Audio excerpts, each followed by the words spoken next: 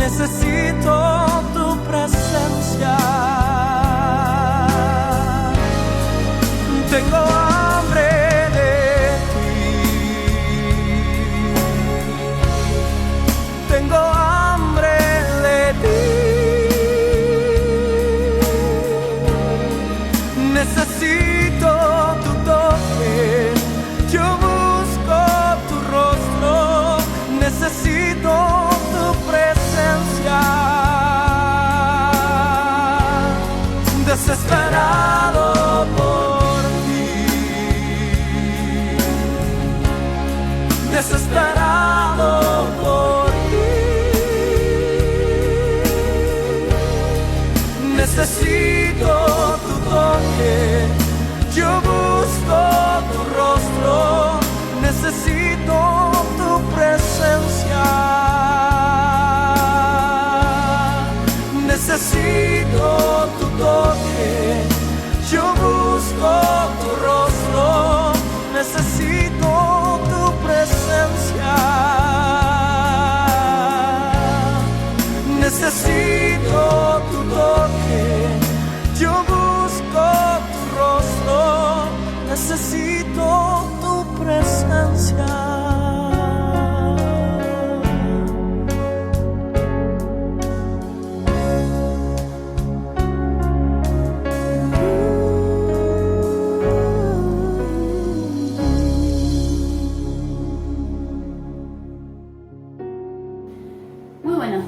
Como todos los sábados nos conectamos para poder seguir aprendiendo de la palabra de Dios, ya finalizando este hermoso año donde hemos visto la mano de Dios acompañándonos. Así que gracias a todos los que se conectan, a todos los que le dan un like, un me gusta a la palabra de Dios, que en definitiva eso es lo que estamos compartiendo, enseñando, y también para que muchos puedan acceder a este estudio bíblico que lo hicimos durante todo este año para estudiar la Biblia en un año. Retomamos el resumen de esta semana a partir del 21 de noviembre en el libro de Segunda de Tesalonicenses, capítulo 1 al 3. Y hay algunas preguntas sobre la venida del Señor. ¿Qué cosas precederán a la venida de Cristo, ¿no? Y dice la Biblia en Segunda de Tesalonicenses, en estos capítulos, versículo 3 y 4 del capítulo 2, la venida del Señor será precedida por la apostasía, ¿sí? El abandono de la fe cristiana y la manifestación del anticristo. Acerca de la segunda venida del Señor, ¿quién es el que detiene la manifestación del hombre de pecado? Es decir, del anticristo, es el Espíritu Santo, el cual está haciendo su obra continuamente, y es por eso que nosotros podemos tener esa paz en nuestro corazón y es el que trae convicción de pecado. Él es el que también está frenando la manifestación de el anticristo en este momento. ¿Qué dos órdenes da Pablo por el Espíritu en 2 de Tesalonicenses capítulos 3 y 6? Dice que nos apartemos de todo hermano que ande en holgazanería. Y en el 10 dice que el que no trabaja, que tampoco coma. Está enseñando la palabra del Señor a que tenemos que ser esforzados, no holgazanes, no vagos, sino que siempre dispuestos a trabajar en trabajo secular como también en el servicio al Señor. Dice de 2 Tesalonicenses, capítulo 2, versículo 15, dice una palabra hermosa que tenemos acá en esta reflexión de la segunda venida del Señor: estará precedida por el aumento de las falsas enseñanzas y doctrinas. Por esta razón el Espíritu Santo nos advierte sobre esto y nos dice: permanezcan aferrados firmemente a la palabra de Dios que les hemos enseñado. El apóstol Pablo nos deja esta palabra, ¿no? Claro, un evangelio más fácil, más light, más cómodo y menos comprometido y santo es el que nos invade por estos días. Acomodar la palabra, como decían antes los italianos, a mi gusto y piacere. Pero no es así. La palabra de Dios es la misma, siempre. Dios es el mismo ayer y hoy y por los siglos. Muchos quieren esta clase de evangelio porque ven, según su parecer, inalcanzables las palabras del Señor y sus apóstoles. Muchos son los que ofrecen hoy el cielo por nada Y así nos encontramos con personas que, arrastradas por la ignorancia, la comodidad y el pecado, creen que son salvas e irán al cielo, y no es así. La salvación de la raza humana es muy cara. ¿Por qué? Porque Jesucristo, el Hijo de Dios, debió morir para obtener para todos los que creen en Él la salvación. El creer no consiste solamente en saber que alguien murió por mí, sino en el vivir para aquel que murió por mí. Por eso, querida iglesia, mantenete firme en la palabra. Por eso es tan importante leerla, estudiarla, para que nadie te engañe y te lleven por otros caminos, ¿no? No la negocies, no la cambies, no la acomodes, sino vivila como Dios lo enseña, así lo tenemos que vivir. Vamos un poquito más adelante a 1 Corintios, ya en el capítulo 1 al 4, versículo 9 del primer capítulo, dice: ¿a qué nos llamó Dios? Y nos llamó a la comunión con el Señor. ¿Qué es lo que le pide Pablo a la iglesia? Que hablemos todos una misma cosa y que estemos unidos sin divisiones. Un desafío, dice: ¿con quiénes se puede hablar sabiduría? Con los hermanos que han alcanzado madurez espiritual. ¿Qué espíritu hemos recibido como cristianos y para qué? Hemos recibido el Espíritu de Dios, para que sepamos todo lo que Dios nos ha concedido, es decir, todas sus bendiciones. Bueno, acá tenemos una pregunta del capítulo 3, versículo 2 de 1 Corintios. ¿Qué características menciona Pablo de los creyentes carnales? Fíjense en que habla específicamente de los carnales, que les dio a beber leche, pero no eran capaces porque no eran capaces de comer carne, es decir, que todavía eran bebés espirituales. ¿Qué características también menciona? Que no eran capaces porque vivían con celos, contiendas, con disensiones, murmuraciones, características de los carnales. Pensaban que pertenecían a una persona, o sea, tenían preferencia por una autoridad. Yo soy de Pablo, yo soy de Cefas, decían otros, y no era el mensaje del Evangelio. Pablo les decía: ni el uno ni el otro, somos de Cristo. Por eso nos hace reflexionar, como dice esta enseñanza: ¿seremos o no capaces? Os di a beber leche y no vianda, porque aún no eres capaces, ni sois capaces todavía. ¡Wow! ¡Qué terrible!, ¿no? Un bebé espiritual estamos hablando. No puede recibir alimento sólido porque su organismo no está en condiciones de poder digerirlo. Esto lo traslada Pablo a los bebés espirituales. Dios quiere que todos sus hijos gusten del alimento espiritual sólido, consistente, en el orden espiritual. Pablo dice que hay hermanos que no pueden recibir el alimento sólido porque todavía son bebés espirituales. ¿Qué hace un cristiano bebé espiritual? O como Pablo dice, cristiano carnal. ¿Cuáles son esas características? El no estar capacitado para recibir toda la palabra de Dios, el no soportar las pruebas, el estar más propenso a ofenderse y molestarse, la envidia y los celos, el quejarse por todo o por nada, el no asumir compromisos reales con Dios y su iglesia, el pensar más en lo que Dios me tiene que dar que en lo que yo debo dar, el pensar más en lo que otros deben hacer por mí que lo que yo debo hacer por ellos. Cristianos carnales, como son, y lo que estoy diciendo, murmurando siempre, traen confusión a los demás, andan en chismes, fomentan pleitos y divisiones dentro de la iglesia, hacen diferencias entre los hermanos y la gente, no tener el alma sana, bueno, etc. Personas que tienen estas cosas en su corazón y en sus pensamientos son considerados por la palabra de Dios como bebés y niños espirituales, cristianos carnales, hombres naturales. ¿Seremos nosotros capaces de recibir el alimento sólido? Esto es solo para los que han alcanzado madurez. Me pregunto, ¿habremos alcanzado nosotros esta madurez? Hay mejores cosas en Dios y están reservadas para los que van alcanzando una mayor madurez. ¿Qué número te pondrías del 1 al 10 en cuanto a tu madurez espiritual? En cuanto a mi madurez espiritual, yo también lo hago para mí. ¿He crecido este año en mi madurez o estoy en la misma situación que el año pasado? Tenemos que madurar, porque con Cristo vamos de gloria en gloria, de victoria en victoria, de triunfo en... Bueno, acá tenemos un comentario, 1 Corintios 5 al 8. habla mucho acerca de lo que pasaba en la iglesia de Corintios y bueno, toda esta situación de carnalidades, de bebés espirituales, traían muchos problemas en la iglesia, una iglesia conflictiva, nada diferente a la realidad de hoy. Entonces encontramos acá muchas situaciones que Pablo tenía que enfrentar y él daba la palabra, ¿no? Es decir, el apóstol Pablo amonesta a la iglesia en este sentido. ¿Por qué la amonesta? En la pregunta 2 del 23 de noviembre, porque tenían pleitos entre ellos y los llevaban ante las autoridades civiles para resolverlos, siendo que en la iglesia de Cristo hay una mayor sabiduría. Y bueno, tenemos la reflexión de los que no irán al cielo. Claro, esta es una palabra que a veces a muchos no les gusta, depende de la situación en la que viven, porque el Señor siempre nos invita a arreglar nuestra vida de la situación que estemos. Él nos invita a arreglarla y ponerla en orden. Pero la palabra de Dios nos enseña quiénes no van a ir al cielo, que son los que practican conscientemente el pecado, ¿no? Entonces hay un juicio para esa clase de personas que no valoran, que han conocido la palabra y no valoran la sangre de Cristo.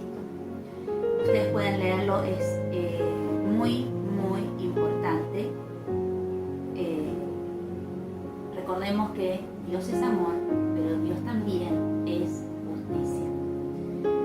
¿Qué dice Pablo acerca de los ídolos? Capítulo 8, versículo 4, que un ídolo no es nada, solo hay un Dios y hay que honrarle y servirle a Él. Bueno, los no o ni del apóstol Pablo dice: escríbalos y obedézcalos. ¿Cuáles son? No codiciemos cosas malas, capítulo 10, estoy en 1 de Corintios capítulo 10, versículo 6 en adelante. No codiciemos cosas malas, no seamos idólatras, no forniquemos, es decir, tener relaciones sexuales antes del matrimonio. Dios aprueba el sexo dentro del matrimonio.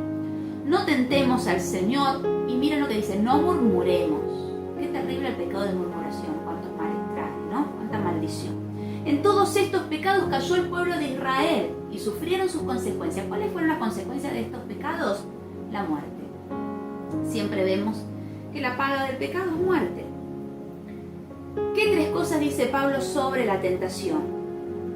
Miren lo que dice, capítulo 10, versículo 13, que es humana, que Dios no permitirá que sea mayor de lo que podamos resistir, que Dios nos dará siempre la salida. ¿Y de qué hay que huir, apartarse? En el versículo 14, de la idolatría. Porque en la idolatría hay actividad demoníaca, cada ídolo está impulsado por demonios.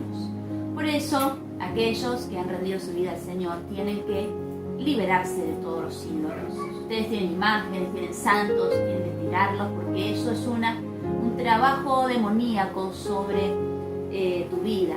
Tenés que rendirte al Señor y que solamente Él gobierne tu vida sin darle lugar a otras cosas que ocupen el lugar que le pertenece al Señor, porque Dios, dice la palabra, es Dios celoso.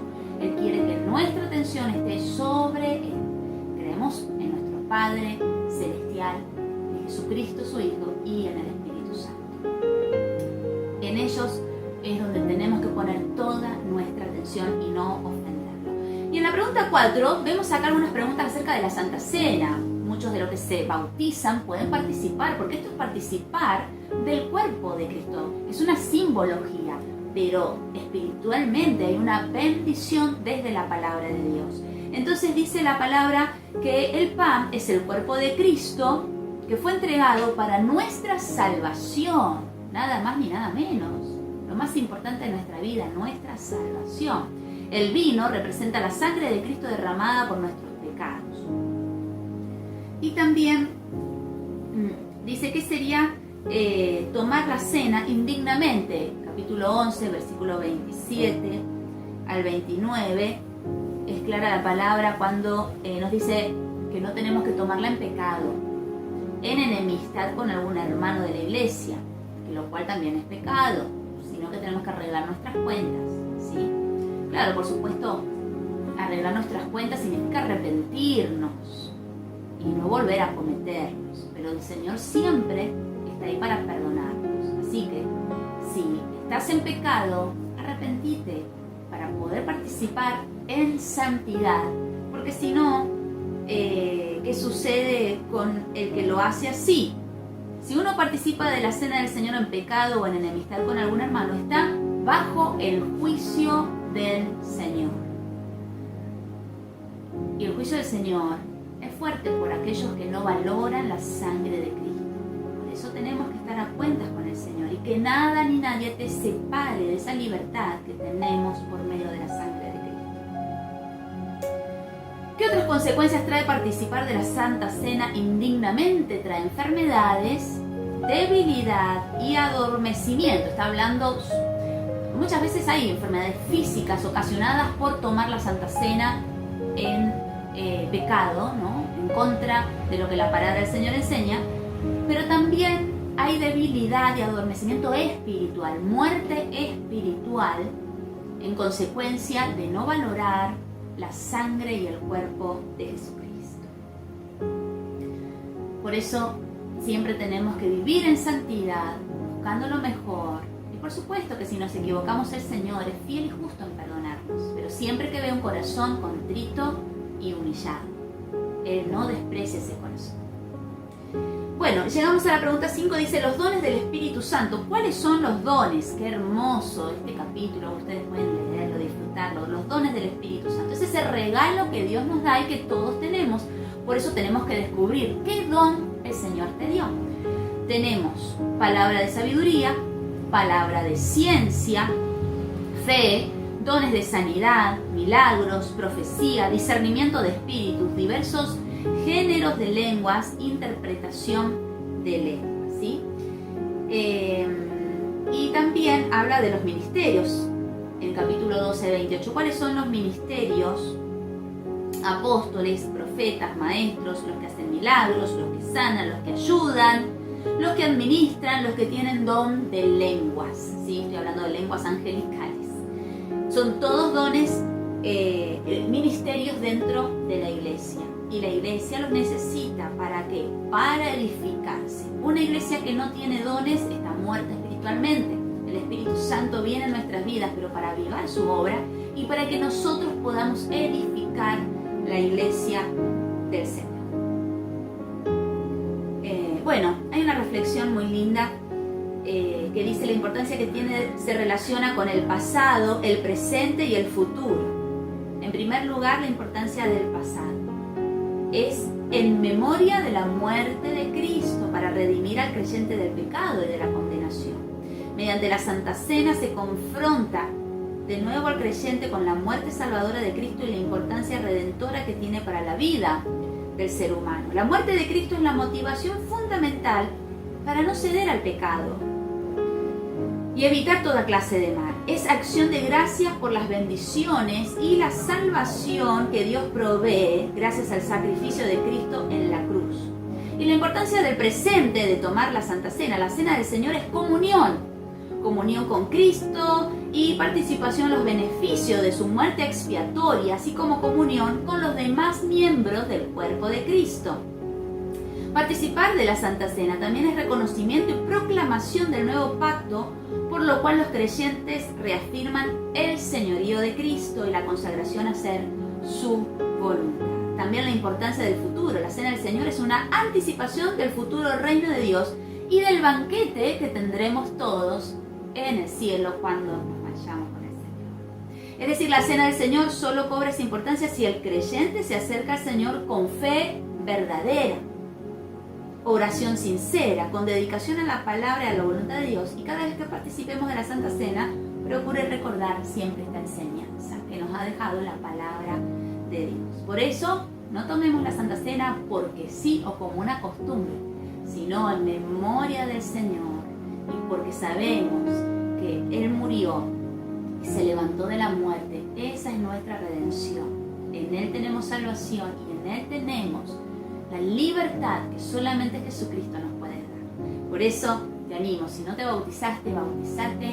Seguramente dentro de poco tenemos bautismo para que puedas participar de la comunión con todos los santos de la iglesia del Señor. Bueno, noviembre 25 tenemos 1 Corintios, capítulo del 13 al 16. ¿Cuál es el camino más excelente del que habla Pablo? El amor. ¿Qué es orar en el Espíritu? Es orar en lenguas. orar en el Espíritu es orar en lenguas. ¿Cómo dice Pablo que deben ser hechas las cosas en la iglesia? Deben ser decentemente y en orden.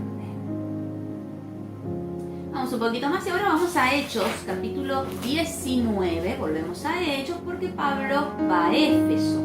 De ahí se va a la iglesia de Éfeso. ¿Cuál fue el resultado de la predicación del Evangelio de Éfeso? Hubo milagros, la gente tuvo temor y el nombre de Cristo fue magnificado. Capítulo 19 estoy. Muchos se convirtieron y confesaban sus pecados. Los que habían practicado la magia y se convirtieron trajeron sus libros de magia y los quemaron. La palabra del Señor prevalecía, crecía, predominaba sobre el pecado. ¿Cómo llama Pablo a Dios? En segunda de Corintios, vamos ahora, 1:3, Padre de misericordia y Dios de consolación. Qué hermoso ese título. Así es nuestro Padre. Es nuestro Dios consolador. Qué maravillosa es el consuelo que solamente el Señor nos puede dar, ¿no?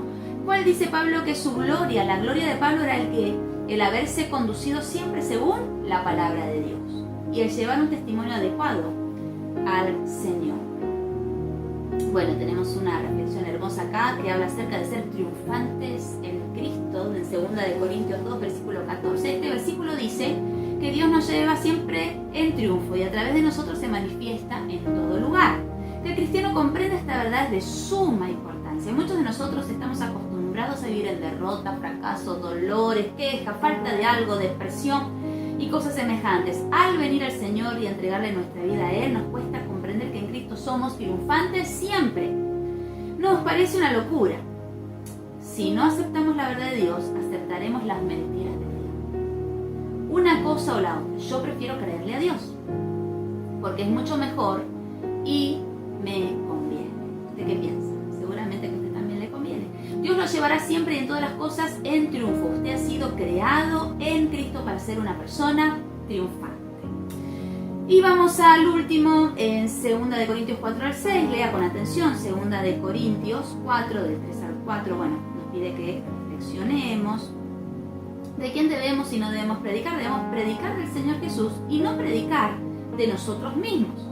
¿Qué son las arras del Espíritu? Arras es garantía. Dios nos dio la garantía de su Espíritu. Murió por todos, luego todos murieron y por todos murió para que los que viven ya no vivan para sí, sino para aquel que murió y resucitó por ellos. Esto está en el capítulo 5, 14 y 15 de 2 Corintios.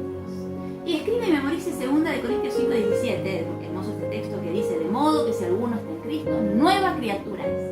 Las cosas viejas pasaron y aquí son todas hechas nuevas. ¿Quién puede hacer eso? Solo el Señor. Solo Jesucristo puede darte una nueva vida. Y por eso tenemos que estar aferrados al Señor. ¿Qué debe hacer cada cristiano y siervo de Cristo? Debe estar siempre reconciliados con Dios. La pregunta de siempre: ¿puede un cristiano ponerse de novio con un inconverso? O una novia, un novio, depende del sexo al que busque. Pero el Espíritu Santo responde y le dice que no le conviene, que no se va a unir en yugo desigual. Y créanme que es un consejo muy sabio de la palabra de Dios, porque los problemas después son muy graves. Uno tira para un lado y el otro tira para el otro. Por eso, si no tenés novio o novia o querés tener, busca en el Señor, que Él te va a dar el mejor. Así como Dios lo hizo en mi vida, y hoy puedo disfrutar con mi esposo de la comunión con el Señor. Oramos y le entregamos todo lo que hemos aprendido al Señor para que nos ayude a atesorarlo en el corazón y a vivirlo cada día. Padre, te damos gracias por tu palabra. Te pedimos que tú bendigas, Señor, a cada uno del que está escuchando tus enseñanzas, tu palabra, Padre, que es viva y es eficaz. Padre, ministranos, que podamos ser verdaderos alumnos tuyos, practicantes de lo que nos enseñas. Señor, apártanos de todo pecado, de todo lo que quiera venir a nuestras vidas a arruinarnos. Ayúdanos a escuchar la voz de tu Espíritu Santo para estar siempre en comunión contigo y en comunión con nuestros hermanos para que la iglesia, Señor, sea bendecida y podamos ser de edificación unos con otros. En el nombre del Padre, del Hijo y del Espíritu Santo, te damos gracias por tu palabra, te bendecimos y te damos toda la gloria por siempre y para siempre. Amén y amén. Que Dios te bendiga y bueno, nos vemos mañana en la casa del Señor alabándole. Recordad que hay 2 reuniones, una a las 10 de la mañana y otra a las 19:30 horas. Que Dios te bendiga. Chau, chau.